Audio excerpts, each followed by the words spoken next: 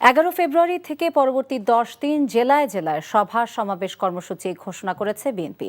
পরে বিভাগীয় শহর এবং মহানগরে একই কর্মসূচি পালন করা হবে।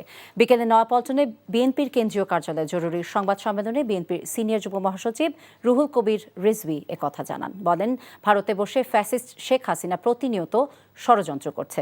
এর বিরুদ্ধে জনগণকে ঐক্যবদ্ধ করতে বিএনপির এই কর্মসূচি। ফ্যাসিবাদের দোসরদের প্রতি সরকারের যেভাবে কঠোর হওয়া দরকার ছিল তার বিপরীত চিত্র দেখা যাচ্ছে বলে অভিযোগ করেন তিনি। বলেন, অপরাধীদের দ্রুত আইনের আওতায় আনতে না পারলে আবারও ফ্যাসিস্টরা মাথা চারা দিয়ে উঠতে পারে।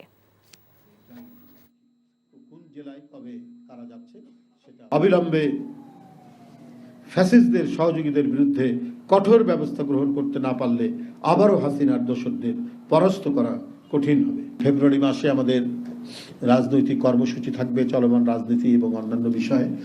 আমরা সেই কর্মসূচি 10 দিনের মধ্যে আমরা 64টি জেলা সভা সমাবেশ হবে।